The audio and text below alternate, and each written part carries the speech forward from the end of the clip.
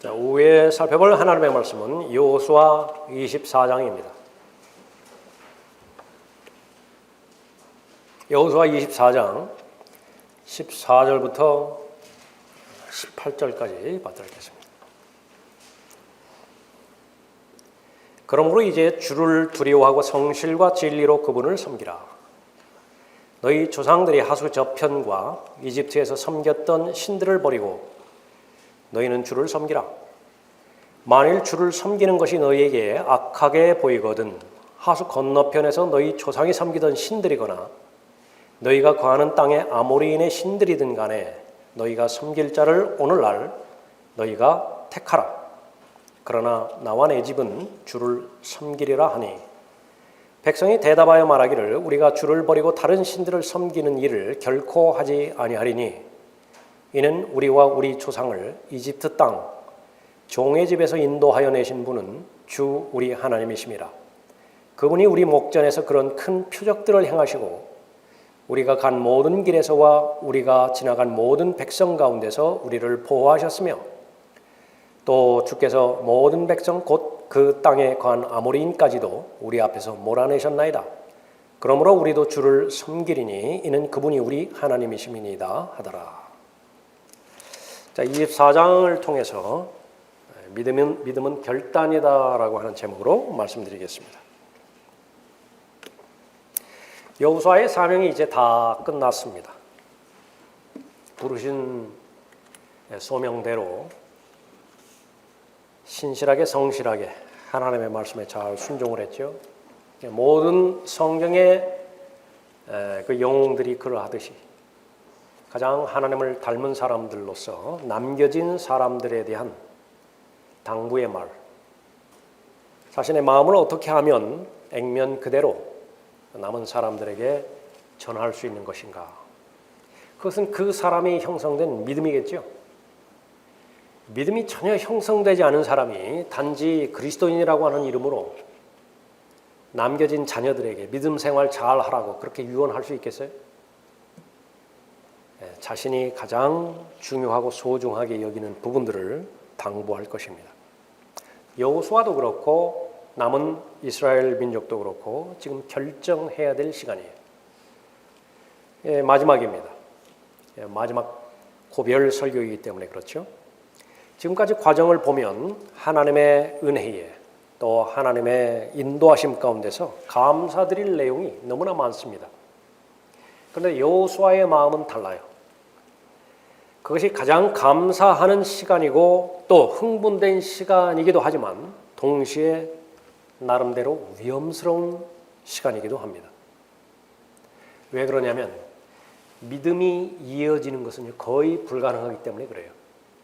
하나님께서 어떤 사람을 들어서 그 사람을 사용하셨다고 한다면 이 영적인 그 영역의 본질은 혈과 육에 속한 그 부분이 아니기 때문에 상속되기가 매우 힘듭니다.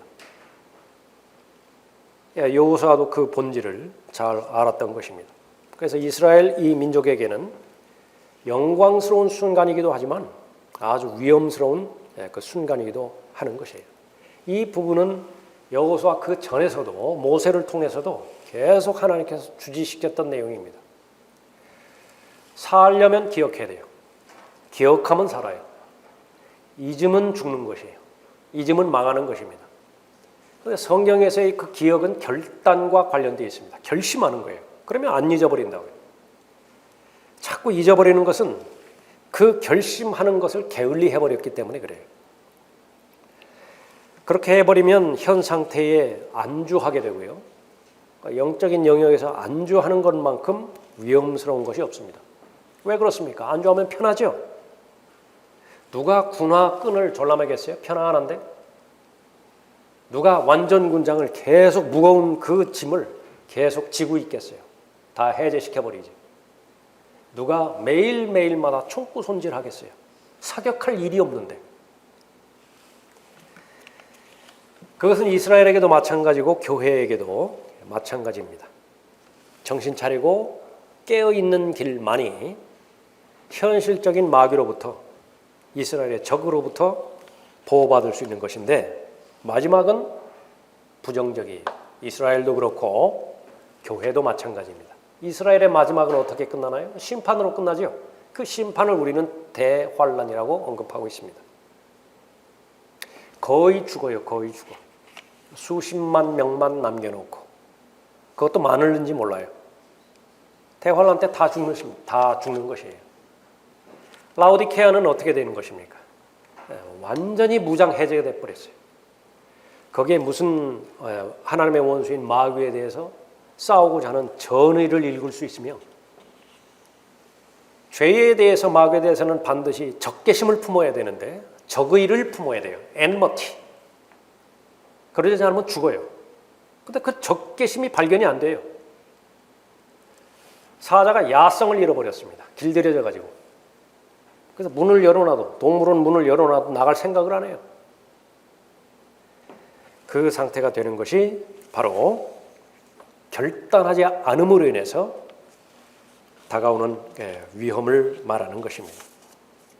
어떤 우리는 결단을 해야 되는 것인가? 어떤 결정을 해야 되는 것인가? 제일 먼저 살펴볼 것은 하나님의 인도하심에 대한 묵상의 시간을 결정해야 돼요. 1절을 보십시오.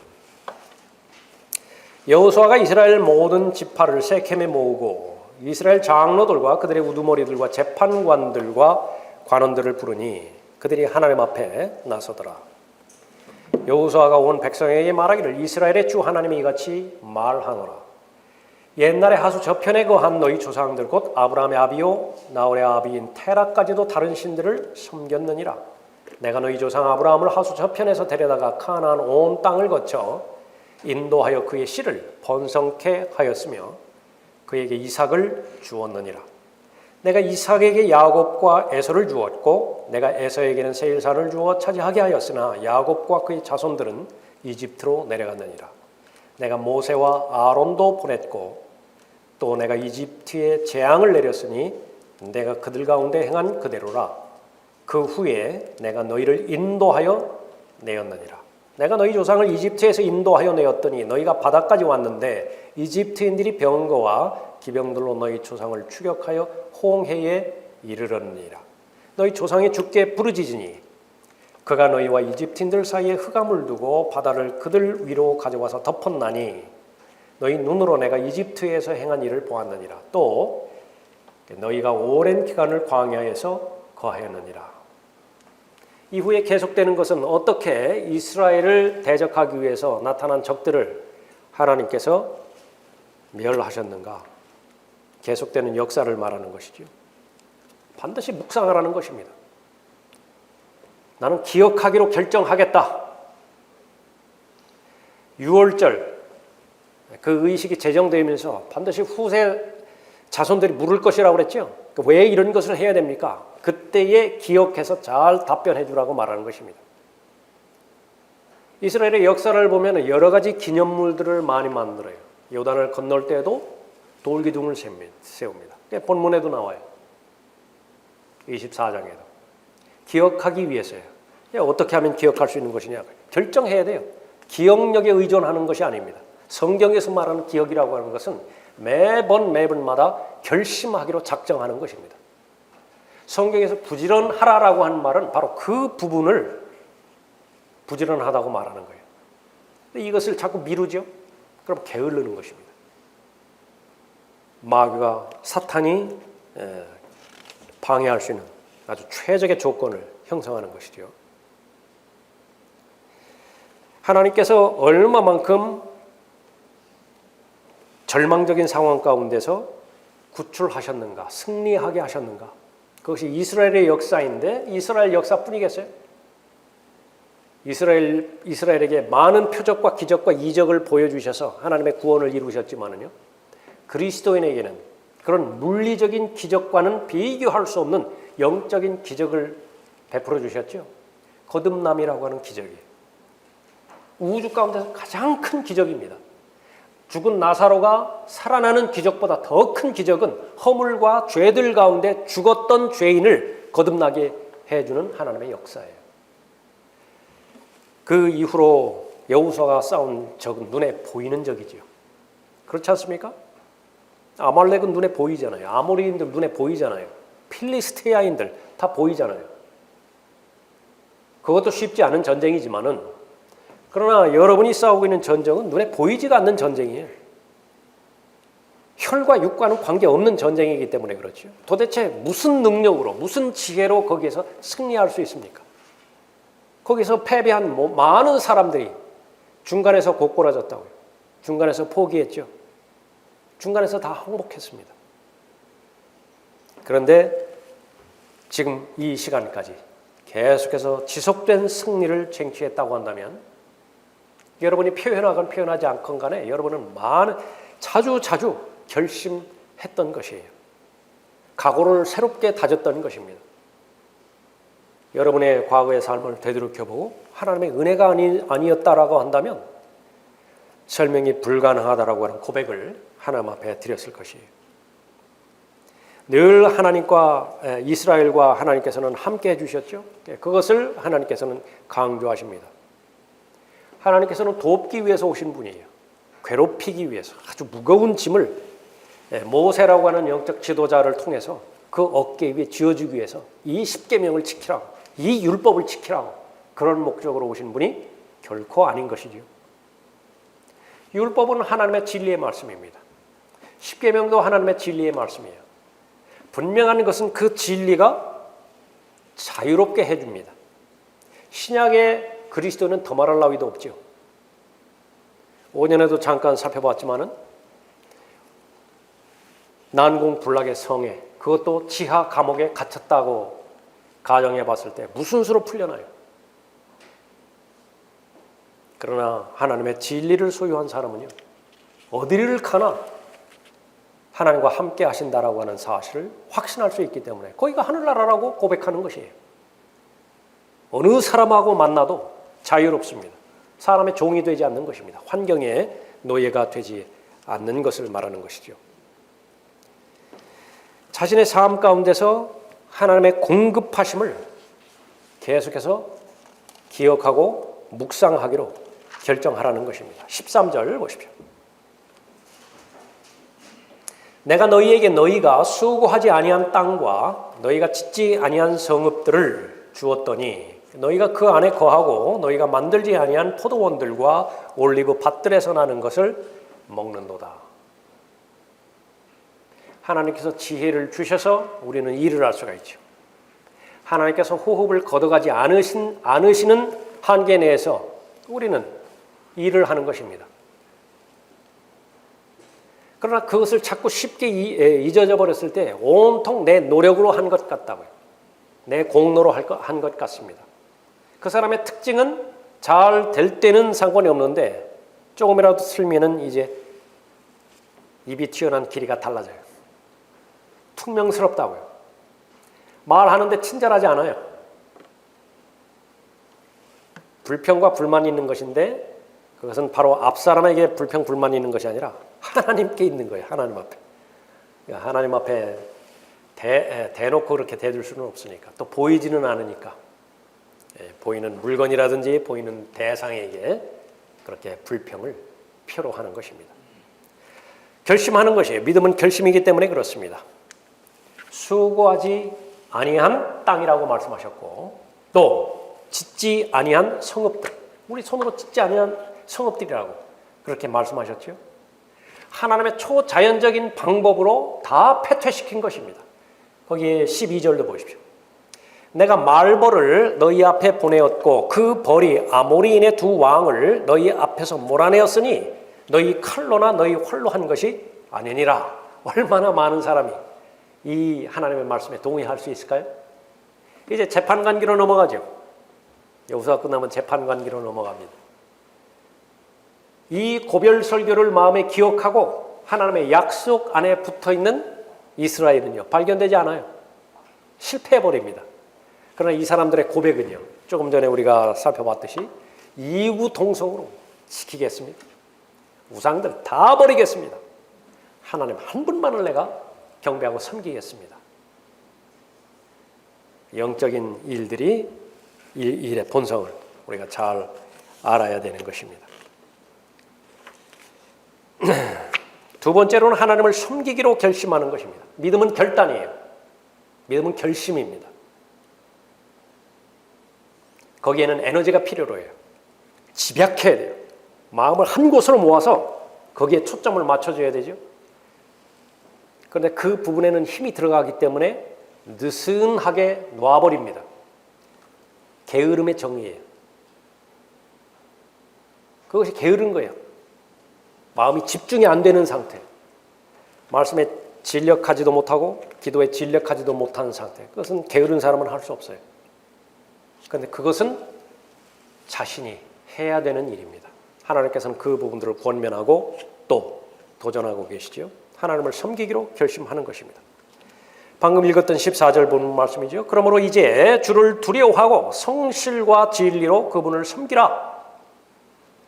너희 조상들의 하수 저편과 이집트에서 섬겼던 신들을 버리고 너희는 주를 섬기라. 성실로 그분을 섬기라. 여호수아는 자신이 성실과 진리로 하나님을 섬겼습니다. 귀한 간증이 남았어요. 이것이 재산입니다. 이것이 힘이고 이것이 능력이에요. 여호수아는 그렇게 말할 수 있습니다. 그런데 만약에 그렇게 하지 못했다고 한번 생각해 보세요. 그러나 당위성만 있습니다. 자신은 그렇게 살지 못했는데 그렇게 살아야 되는 것이 하나님의 말씀이에요. 그것은 차선으로나마 할 수 있죠. 그것은 후회의 권면이에요. 내가 살아보니 잘못 살았다. 반면 교사로서 그렇게 교훈을 줄 수는 있겠지요. 중요해요. 반드시 그렇게 해야 된다. 그러나 그 이전에 하나님의 말씀에 순종하고 순종한 그 결과를 내가 증거로 보이고 성경에서 그것을 본이라고 말하고 있죠. 여호수아는 아주 좋은 본이 됩니다. 여호수아의 가정이 나오죠. 나와 내 집이라고요. 그것은 바로 이스라엘 전체 민족의 좋은 집에 귀한 본이 되는 것입니다. 대조적으로 아칸의 집도 나오겠죠. 그것이 바로 능력입니다. 성실로 섬겨야 되죠. 반대되는 것은 무엇입니까? 얼마든지 위장으로 가면을 쓰고 기만적으로 그렇게 쓸 수가 하나님을 섬길 수가 있어요. 구약에서도 그렇지만은요, 신약에서도 얼마만큼 진실된 마음으로 하나님을 섬기느냐, 그것이 하나님께서 받아들이시는 것이냐 그렇지 않는 것이냐 그것을 결정하는 관건입니다. 우리의 구원면은 기만이나 부정이나 교활로 말미암지 않았고 어떤 사람이 충고를 해요. 어떤 사람이 권면을 해주는 것입니다. 상담을 해주는 거예요. 의미가 있기 위해서는 거기에 속임수가 있어서는 안 돼요. 거기에 이기적인 욕심이 있어서는 안 됩니다. 그 사람을 물건으로 보지 않고 그 사람을 사람 자체로 봐야 돼요. 바울은 그것을 강조하는 것입니다. 우리의 권면은 기만이나 부정이나 교활로 말미암지 않았고 오히려 하나님의 승인을 받아 복음을 위탁받은 대로 전하노니 이는 사람들을 기쁘게 하려 함이 아니며 우리의 마음을 시험하시는 하나님만을 기쁘시게 하려 함이라. 너희도 아는 바와 같이 우리가 어느 때에도 아첨의 말이나 탐심의 구실로 하지 아니한 것을 하나님께서 증거하시느니라. 이것이 하나님에 대해서 사람에 대해서요. 양심이 정결한 것을 말하는 것입니다. 체하지 않는 인격. 여러분의 목표로 삼으십시오. 여러분이 생각하고 있는 마음이나 말로 표현하는 말의 증거나 그것을 입증하는 여러분의 행동이나 그 세 가지가 일치되어지는 것이 여러분의 믿음의 본질이라고 계속 다짐하십시오. 결심하십시오. 나는 그렇게 살겠다. 예수님께서는 이 분위기가 너무 썰렁하니까 사람들을 좀 안심시키기 위해서 속에 있지도 않은 그런 말씀을 그렇게 하시는 분이 아니죠. 그냥 안에 있는 것이 그대로 밖으로 드러나는 분이에요. 그래서 좀 거치시다고요. 좀 다듬어지지 않았어요. 그러나 신뢰할 만하죠. 예수님께서 하신 말씀은 거짓이 없어요. 누구나가 다 인정을 하는 것입니다. 그 말이 그 말이에요. 그 말을 어떻게 해석을 하지? 그 말을 어떻게 받아들여야 되지? 고민하게 만들지 않는다. 바울의 말 역시 마찬가지였습니다. 바울이 하는 말, 글과는 다르게 거친 부분이 있다라고 자타가 공인하죠. 게다가요, 영어식 표현을 하면 rude라고요, rude. 좀 무례하기까지 그렇게 하다고요. 그러나 분명한 사실은 오해하지는 않아요. 바울이 빛이라고 말했으면 그건 빛이에요. 어둠이라고 말했으면 그건 어둠이에요.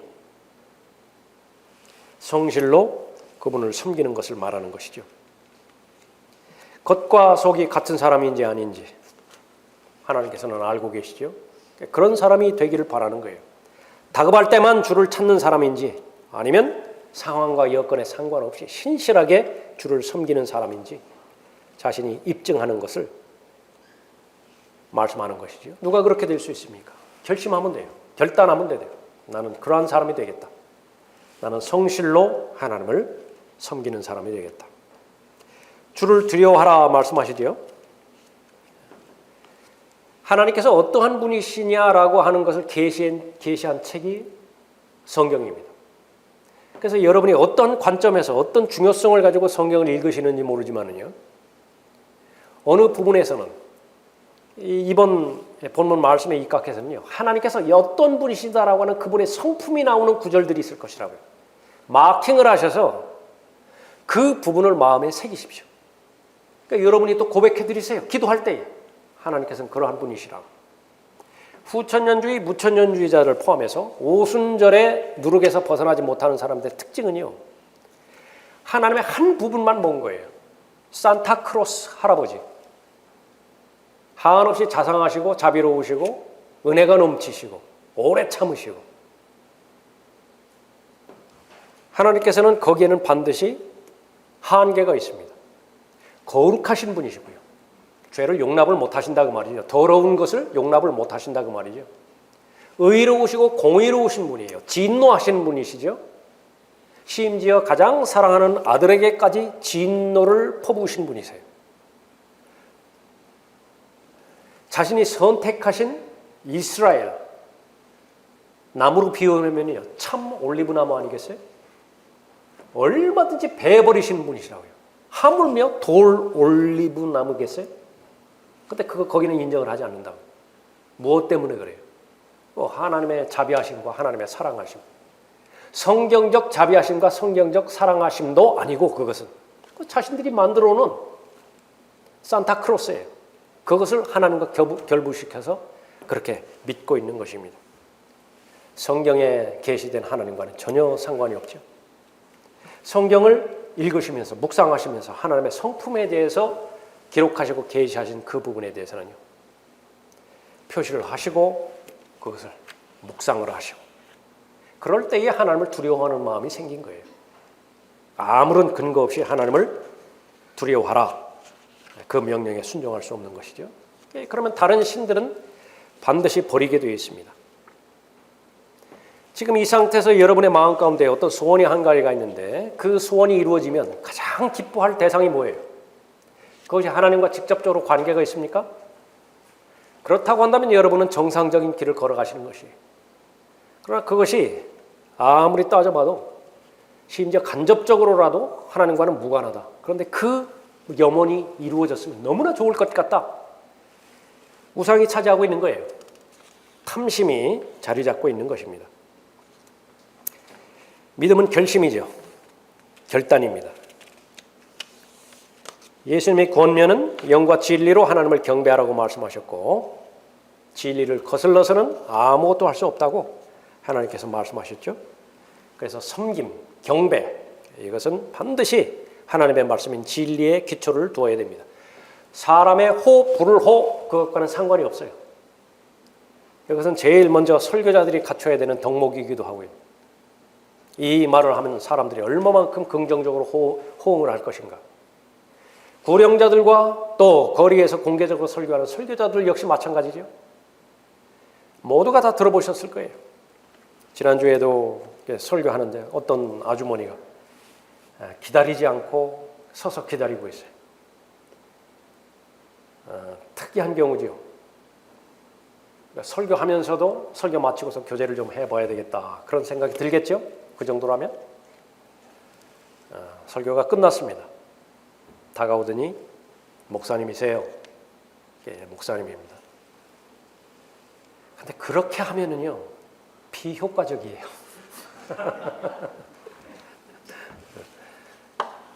주기적으로 듣는 말입니다. 하나님께서는 도전하시죠. 결심하라고, 결단하라고. 하나님 한 분만 바라보는 것이 믿음이에요. 믿음의 창시자이고 완성자이신 주 예수 그리스도를 바라보는 믿음. 그것을 방해하는 얼마나 많은 사람들이 있고 얼마나 많은 환경과 여건이 있습니까? 그러니까 그 부분을 극복할 수 있어야 되는 것입니다. 마지막 세 번째로 우상을 버리기로 결정하는 것입니다. 우상을 버리기로 결정하는 것입니다. 20절에 보십시오. 만일 너희가 주를 버리고 이방 신들을 섬기면 그가 너희에게 선을 행하신 후에라도 돌이켜 너희를 해하시고 너희를 진멸하시리라 하더라. 백성이 여호수아에게 말하기를 아니니다 우리는 주를 섬기리다 하니 여호수아가 백성에게 말하기를 너희가 주를 택하고 그를 섬기겠다고 하였으니 너희가 너희 자신에게 증인이라 결심했으니 하니 그들이 말하기를 우리가 증인이다 하더라. 여호수아가 말하기를 그러므로 이제 가운데 있는 이방 신들을 버리고 너희 마음을 이스라엘의 주 하나님께로 돌이키라 하니 백성이 여호수아에게 말하기를 우리가 주 우리 하나님을 섬기고 그의 음성을 우리가 복종하리이다 하더라. 베드로가 예수님을 향해서 주와 함께라면 감옥에라도 가겠습니다. 주와 함께라면 죽기라도 하겠습니다. 진심이었습니까? 위선이었습니까? 진심이었어요. 진심 어린 충성스러운 마음이었다고요. 근데 왜 실패를 했죠? 자신이 누군지를 몰라요. 그렇게 고백한 자신이 누군지를 몰라요. 그것이 진정한 회개이죠. 세상에 의한 슬픔이 있죠. 세상적인 슬픔. 하나님과 관련된 슬픔이 있죠. 하나님과 관련된 슬픔은 제일 먼저 내 자신에 대해서, 존재에 대해서 슬퍼하는 것을 말하는 것입니다. 나에게는 선을 행할 능력이 없다고요.